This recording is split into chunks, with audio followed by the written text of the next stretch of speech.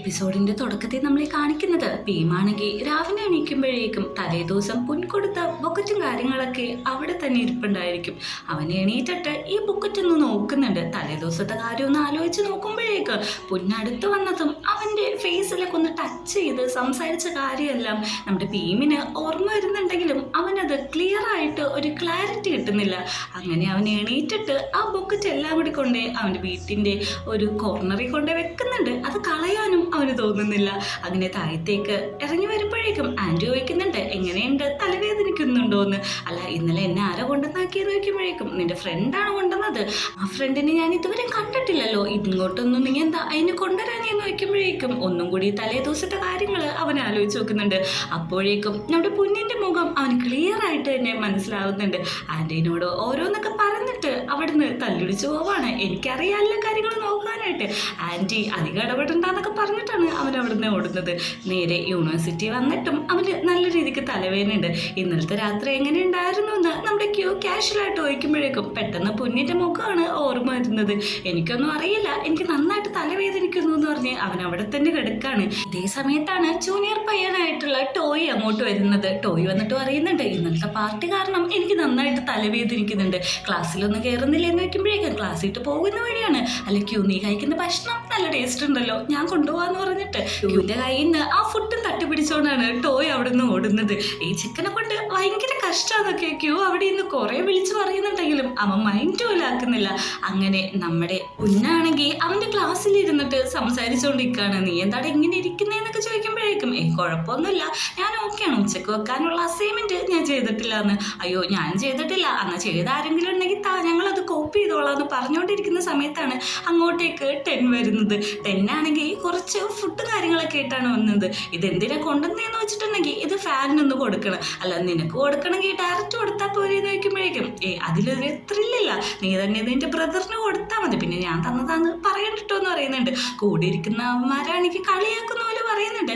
ഇങ്ങോട്ടേക്ക് ഫാൻ വരുന്നുണ്ട്, ഫാൻ ഇങ്ങോട്ട് വരേണ്ട ഒരു ആവശ്യമില്ലല്ലോ, നിങ്ങൾ എന്തൊക്കെ പറയണ്ടേന്ന് പറഞ്ഞിട്ട് നമ്മുടെ 10 ആണെങ്കിൽ തിരിഞ്ഞു നോക്കുമ്പോഴേക്കും ശരിക്കും അവിടെ ഫാൻ ഉണ്ടാവും. ഫാനെ കണ്ടിട്ട് അവനൊന്ന് നെട്ടുന്നുണ്ട്. അല്ല, എന്തിങ്ങോട്ട് വന്നേന്ന് ചോദിക്കുമ്പോഴേക്കും ഞാൻ ചുമ്മാ വന്നതാണ്, ഇവിടേക്ക് ഒന്ന് കാണാൻ വന്നതാണ്, പിന്നെ നിങ്ങളുടെ അപ്പം ഫുഡ് കഴിക്കണമെന്ന് ഉണ്ടായിരുന്നു എന്ന് പറയുമ്പോഴേക്ക് ഇന്നാണെങ്കിൽ ആ ഫുഡിന്റെ ബാസ്ക്കറ്റ് എടുത്ത് കൊടുക്കാണ്. എടാ, നിനക്ക് വേണ്ടിയിട്ട് ഞാൻ മേടിച്ചതാണ്, നല്ല ടേസ്റ്റാണ്, കഴിക്കാൻ മറക്കരുത് കേട്ടോ എന്നൊക്കെ പറഞ്ഞിട്ടാണ് കൊടുക്കുന്നത്. ഇതൊക്കെ പറയുന്നുണ്ടെങ്കിലും നമ്മുടെ 10ന്റെ മുഖത്ത് ഭയങ്കര സന്തോഷമാണ്. അവനായിട്ട് കൊടുത്ത പോലെയാണ് അവന്റെ എക്സ്പ്രഷൻ കണ്ട. എന്നിട്ട് നമ്മുടെ ഫാൻ പോകുമ്പോൾ 10 ആണെങ്കിൽ ഭയങ്കരമായിട്ട് ടാറ്റയും കാര്യങ്ങളൊക്കെ കൊടുക്കുന്നുണ്ട്. എനിക്ക് ഈ സീരീസിൽ ഏറ്റവും ഇഷ്ടപ്പെട്ടത് 10നെയും ക്യൂവിനെയാണ്. ഈമാണെങ്കിൽ അവന്റെ ക്ലാസ് എല്ലാം കഴിയുമ്പോഴേക്കും നേരെ അങ്ങോട്ട് പൊന്നു വന്നിട്ട് കാറിൽ കയറാനായിട്ട് വിളിക്കുന്നുണ്ട്. അവനും ഒന്നും നോക്കാതെ കാറിൽ കയറി പോകുന്നുണ്ട്. ഇത് കാരണം ക്യൂവും കൂട്ടുകാരത്തെയും ഇത് ആരെപ്പോണ് പോകുന്നത്, എങ്ങോട്ടാണ് പോകുന്നതെന്നൊന്നും അറിയാത്തതുകൊണ്ട് തന്നെ നല്ല രീതിക്ക് ക്യൂരിയസ് ആവുന്നുണ്ട്. ക്യൂവിനോട് കോൾ ചെയ്ത് ചോദിക്കാനൊക്കെ കൂട്ടുകാരത്ത് പറയുന്നുണ്ടെങ്കിലും ക്യൂ അതിന് സമ്മതിക്കുന്നില്ല. അങ്ങനെ നമ്മുടെ ഭീമിനെ കൊണ്ടുവരുന്നത് ഒരു റെസ്റ്റോറൻറ്റിട്ടാണ്. എന്നെ എന്തിനിങ്ങോട്ട് കൊണ്ടുവന്നത്, നിനക്ക് ഡിന്നർ കഴിക്കണമെങ്കിൽ നിനക്ക് ഒറ്റ കഴിച്ചാൽ പോരെ, ഞാൻ നിന്നെ ഡിന്നർ കഴിക്കാൻ വേണ്ടി മാത്രമല്ല ഇങ്ങോട്ട് കൊണ്ടുവന്നേക്കുന്നതെന്ന് പറയുന്നുണ്ട്. കാര്യം എന്താണെന്ന് ചോദിക്കുമ്പോഴേക്കും നീ എനിക്ക് ഈ 200K തന്നം അത് തരാൻ പറ്റാതാവുമ്പോഴാണല്ലോ നീ എൻ്റെ അടിമ ആവുന്നത്. നിനക്ക് കുറച്ച് ഡ്യൂട്ടീസ് ഉണ്ട്, അതായത് എൻ്റെ റൂം ക്ലീൻ ചെയ്യണം, എൻ്റെ ഡ്രസ്സൊക്കെ ക്ലീൻ ചെയ്യണം, ഇത് ചെയ്ത് കഴിഞ്ഞിട്ടാണ് നിനക്ക് ഫ്രീ ആവാൻ പറ്റുള്ളൂ എന്ന്. അപ്പം നീ എൻ്റെ പെയിൻറ്റിങ് നശിപ്പിച്ചതോ എന്ന് ചോദിക്കുമ്പോഴേക്കും അതിന് ഞാൻ പൈസ തരാം, ആദ്യം ഇത് ചെയ്ത് കഴിഞ്ഞിട്ടേ തരുള്ളൂ എന്ന് പറയുന്നുണ്ട്.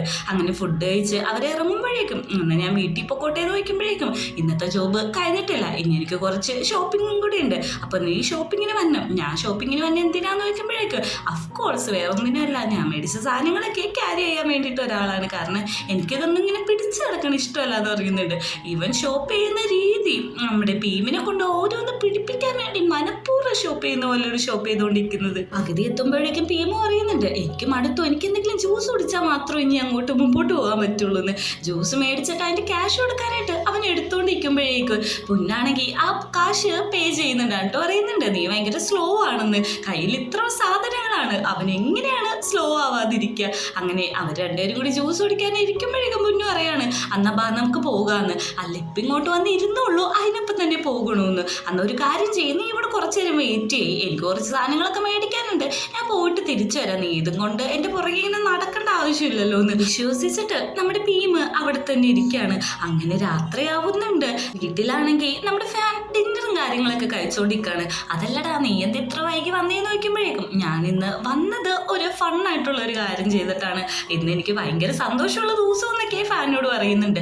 അതേസമയം തന്നെ നമ്മുടെ ഭീമാണെങ്കിൽ ആ ഒരു മോളിൽ നിന്ന് പോകാനായിട്ട് തയ്യാറായിട്ടുണ്ടായില്ല. കുറേ നേരം ഭീമിനെ വിളിച്ച് നോക്കുന്നുണ്ടെങ്കിലും കോളൊന്നും എടുക്കുന്നില്ല. ഭീമി കോൾ കണ്ടിട്ടും അവോയ്ഡ് ചെയ്ത് വിടാണ്. ടാനാണെങ്കിൽ അവൻ്റെ ഫ്രണ്ട്സിനെയും കൊണ്ട് ഡിന്നർ കഴിക്കാനായിട്ട് ഒരു കടയെ വന്നേക്കാണ്. ഇവിടുത്തെ ഡിന്നർ ഭയങ്കര സൂപ്പറാണ്, അടിപൊളിയാണെന്നൊക്കെ ഭയങ്കരമായിട്ട് വാചാലനാവുന്നുണ്ട്. അല്ല നിങ്ങൾ ഇതിനു മുമ്പ് ഇവിടുത്തെ ഫുഡ് കഴിച്ചിട്ടുണ്ടോ അല്ലെങ്കിൽ റിവ്യൂ കേട്ടിട്ടുണ്ടോ എന്ന് ചോദിക്കുമ്പോഴേക്ക് ഒന്നുമില്ല, പക്ഷെ ഞാൻ ഒറ്റക്ക് ഫുഡ് കഴിക്കുമ്പോഴേക്കും അത് ബോറാണ്, നിങ്ങൾ എൻ്റെ കൂടെ ഉണ്ടെങ്കിൽ അത് അടിപൊളിയാണെന്ന് പുന്നിനോട് നെയ്മിനോടൊക്കെ പറയുന്നുണ്ട്. ഇതെല്ലാം കേട്ടിട്ട് അവരാണെങ്കിൽ ഒന്നും മിണ്ടാതെ അവിടെ ഇരിക്കുകയാണ്. അങ്ങനെ അതിന് കിട്ടുന്ന ഫുഡിലാണെങ്കിൽ കുറച്ച് ചില്ലീസും കാര്യങ്ങളൊക്കെ ഉണ്ട്. ഇതെല്ലാം നെയ്മെടുത്ത് ക്ലിയർ ചെയ്ത് അങ്ങ് കൊടുക്കുകയാണ്. അല്ല എനിക്കിത് മാത്രമല്ല പ്രശ്നം, ചൂടും പ്രശ്നമാണെന്ന് പറഞ്ഞിട്ട് ഫുഡ് കഴിച്ചിട്ട് ഭയങ്കരമായിട്ട് കിടന്ന് കരഞ്ഞുകൊണ്ടിരിക്കുകയാണ്. എടാ ഊതി കൊടുക്കുന്ന ടാൻ പറയുന്നുണ്ട്. അങ്ങനെ നമ്മുടെ നെയ്മാണെങ്കിൽ അത് ഒന്ന് ഊതി കൊടുക്കുന്നുണ്ട്. ഇവര് ഭയങ്കരമായിട്ട് ക്ലോസ് ആയിട്ട് നിൽക്കുന്ന കണ്ടിട്ട് ടെന്നിനാണ് ഒന്നും കൂടി സങ്കടമാവുന്നത്. ഞാൻ ഒറ്റപ്പെട്ടെന്ന് തോന്നിയപ്പോഴാണ് ഇവന്മാരെ വിളിച്ചുകൊണ്ട് ഫുഡ് കഴിക്കാൻ വന്നത്. ശരിക്കും ഇപ്പൊ ഞാനൊരു തേർഡ് വീലും ഇവന്മാര് കപ്പിൾസോ എന്ന് പറഞ്ഞിട്ട് അവൻ വേറൊരു ഫുഡ് കൂടി ഓർഡർ ചെയ്യുന്നുണ്ട്.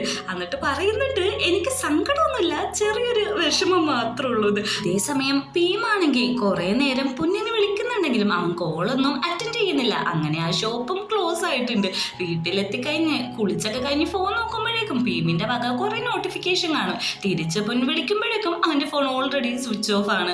അവനാണെങ്കിൽ ഫോൺ ഡെഡ് ആയതുകൊണ്ട് തന്നെ സാഡടിച്ച് അവിടെ തന്നെ വെയിറ്റ് ചെയ്യാണ്. അല്ല ഇത്ര നേരമായില്ലേ, ഇനി അവൻ എനിക്ക് വേണ്ടിയിട്ട് വെയിറ്റ് ഒന്നും ചെയ്തിട്ടുണ്ടാവില്ല, മര്യാദ കിടന്നുറങ്ങാന്ന് പറഞ്ഞിട്ട് അവൻ സുഖമായിട്ട് അന്ന് രാത്രി ഉറങ്ങുന്നുണ്ട്.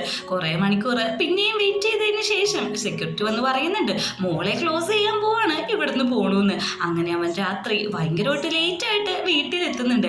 ആൻറ്റി ചോദിക്കുന്നുണ്ട് നീ എന്ത് ഇത്ര ലേറ്റ് ആയെന്ന്. അത് ഞാനൊരു ഷോപ്പിങ്ങിന് പോയതാണ്. ഓ നീ ഇത്ര സാധനമൊക്കെ മേടിച്ചോ എന്ന് ചോദിക്കുമ്പോൾ ഇതെൻ്റെ അല്ല, എൻ്റെ ഫ്രണ്ടിൻ്റെ ആണ്, എനിക്കൊരു കാര്യം മാത്രം അവനെ പറ്റി അറിയുള്ളൂ, ഓ ഭയങ്കര റിച്ചാണ്, നാളെ വരുമ്പോൾ ഇതൊക്കെ തിരിച്ചു കൊടുക്കണമെന്ന്. ഇത് കേട്ടിട്ട് ആൻറ്റിക്ക് ഫീൽ ആവുന്നുണ്ട്. നിനക്ക് ഡ്രസ്സ് മേടിക്കാൻ കാശ് വേണമെന്ന് നോക്കുമ്പോഴേക്കും അതിൻ്റെ ഒന്നും ആവശ്യമില്ല എന്ന് പറഞ്ഞിട്ട് ടീമാണെങ്കിൽ അവിടെ നിന്ന് പോവുകയാണ്. അവൻ റൂമിൽ വന്നു കഴിഞ്ഞിട്ട് ഫോൺ കുത്തിയിട്ട് കിടക്കുമ്പോൾ തന്നെ അവൻ്റെ ഫോൺ റിങ് ചെയ്യാണ്. നമ്മുടെ പുന്നാന്ന് പറഞ്ഞിട്ട് അവൻ കോൾ അറ്റൻഡ് ചെയ്ത് ചോദിക്കുന്നുണ്ട് നീ ഓക്കെ അല്ലേ, എവിടെയാണെന്ന്. എത്ര നേരം ഞാൻ വെയിറ്റ് ചെയ്യുന്നതെന്ന്. പെട്ടെന്ന് തന്നെ ആ ശബ്ദം കേൾക്കുന്ന ടീമാണെങ്കിൽ ഒന്ന് നെട്ടുന്നുണ്ട്. അത് ക്യൂ ആണ്. ക്യൂ ചോദിക്കുന്നുണ്ട് നീ ആർക്ക് വേണ്ടിയാണ് കുറേ നേരം വെയിറ്റ് ചെയ്തതെന്ന്.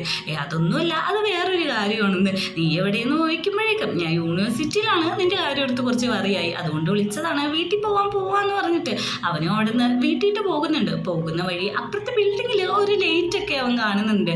ഈ സമയത്ത് പതിവിലും ആരോ അവിടെ ഇരിക്കുന്നെന്ന് മനസ്സിലാക്കി അവൻ അവിടെ ചെല്ലുമ്പോഴേക്കും നമ്മുടെ ടോയാണ്. ടോയിനോട് ചോദിക്കുന്നുണ്ട് എടാ നീ എന്തിനാണ് ഈ രാത്രി ഇവിടെ വന്നിരിക്കുന്നതെന്ന്. അല്ല എനിക്കിത് ചെയ്യാൻ ആഗ്രഹം ഉണ്ടായിരുന്നു, അതുമാത്രമല്ല നീ വരുമെന്ന് എനിക്ക് അറിയാലോ എന്നും പറയുന്നുണ്ട്. അങ്ങനെ നമ്മുടെ ടോയിന്റെ ഫേസിൽ പറ്റിയ ക്ലെയിം കാര്യങ്ങളെല്ലാം ഈ ഒരു സമയം രണ്ടുപേരും കുറച്ച് ക്ലോസ് ആയതുകൊണ്ട് തന്നെ പെട്ടെന്ന് തന്നെ അവനത് തിരിച്ചു വിടുന്നുണ്ട്. അതായത് നീ നിന്റെ വർക്ക് നോക്ക്, എന്തേ കാണിക്കുന്നതെന്ന്. ടോയാണെങ്കിൽ ചെറിയ പിള്ളേരെ പോലെ അങ്ങോട്ടും ഇങ്ങോട്ടും ക്ലേ വാരി തേച്ച് കളിച്ചുകൊണ്ടിരിക്കുകയാണ്. നല്ല ക്യൂട്ടായിട്ടുണ്ടല്ലോ ശരിക്കും കാണാനായിട്ട്.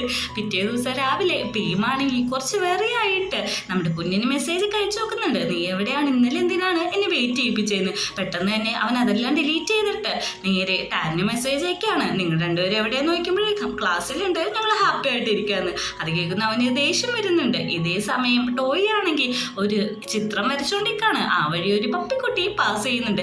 അങ്ങനെ അവൻ ചെറുപ്പത്തിൽ നടന്ന കാര്യം ആലോചിക്കുന്നുണ്ട്. ഇവനാണെങ്കിൽ മെഡിസിന് പഠിക്കുന്ന ആ സമയത്ത്, അതായത് എൻട്രൻസ് എഴുതാൻ നിൽക്കുന്ന സമയത്താണല്ലോ നമ്മുടെ ക്യൂവിനെ കാണുന്നത്. ക്യൂ ആണെങ്കിൽ പപ്പികളുടെ ഫോട്ടോസും കാര്യങ്ങളൊക്കെ നന്നായിട്ട് വരയ്ക്കുകയും കാര്യങ്ങളൊക്കെ ചെയ്യുന്നുണ്ട്.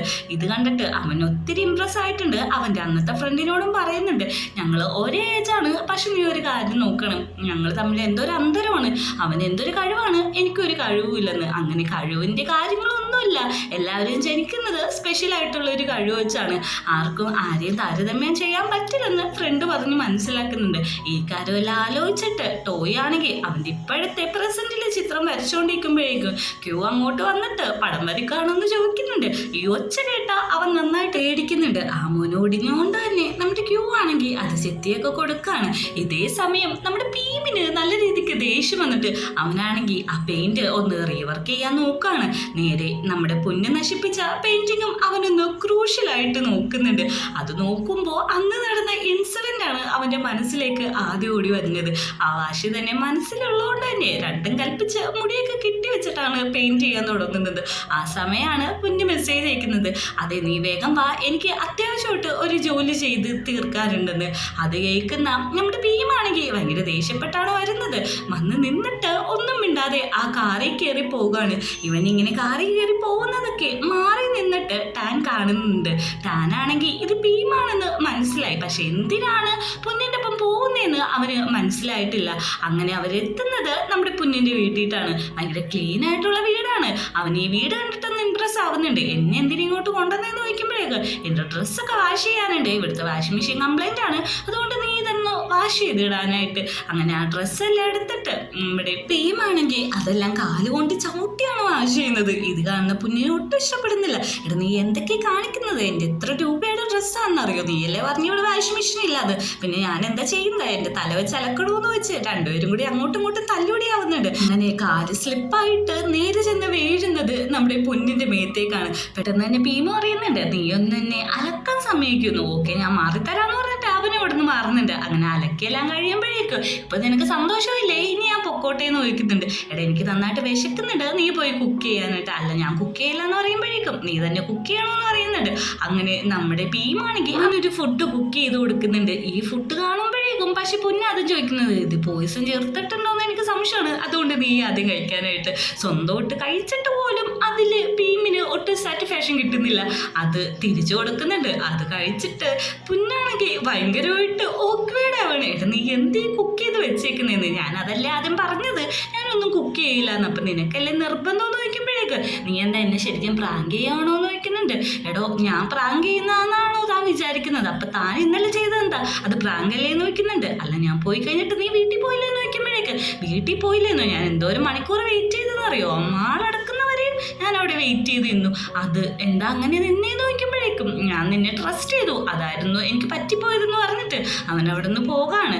നമ്മുടെ ക്യൂവിൻ്റെ ബാറിലെ എല്ലാ ഫ്രണ്ട്സും എത്തിയിട്ടുണ്ട്. അതായത് ഇന്ന് ക്യൂവിൻ്റെ ഡേ ഓഫ് ആണ്, അതുകൊണ്ട് തന്നെ അവൻ ഇന്ന് സോങ് ഒന്നും പ്ലേ ചെയ്യണ്ട. പക്ഷെ കൂട്ടുകാരന്മാര് സമ്മതിക്കുന്നില്ല, ഒരു സോങ് ഇന്ന് പ്ലേ ചെയ്തേ പറ്റുള്ളൂ എന്ന് പറയുന്നുണ്ട്.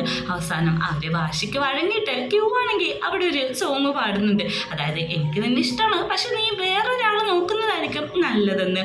അങ്ങനെ പാട്ടെല്ലാം പാടിക്കഴിഞ്ഞ് തിരിച്ചു വന്ന് അവിടെ ഇരുന്ന് എല്ലാവരും കൂടി കള്ളു കുടിക്കുന്ന സമയത്ത് അടുത്തിരിക്കുന്ന ഒരു ടേബിളിലെ ഒരു വ്യക്തി അങ്ങോട്ട് വരികയാണ്. അയാളുടെ ടാർജറ്റ് നമ്മുടെ ടോയാണ്. ടോയ് പഠിക്കുന്ന കുട്ടിയല്ലേ എന്നൊക്കെ ചോദിക്കുന്നുണ്ട്. അവരും കുറച്ച് കള്ളു കുടിക്കുന്നുണ്ട്. അതിനുശേഷം ടോയോട് ചോദിക്കുകയാണ്, ഞാൻ നിന്നെ വീട്ടിൽ ഡ്രോപ്പ് ചെയ്യട്ടെ എന്ന്. അവനാണെങ്കിൽ ഒരു ഉത്തരം പറയുന്നതിന് മുമ്പ് തന്നെ നമ്മുടെ ക്യൂ ചാടി കയറി പറയാണ്, അതിൻ്റെ ആവശ്യമൊന്നുമില്ല, ഞാൻ പോകുന്ന വഴി ആക്കിക്കോളാന്ന്.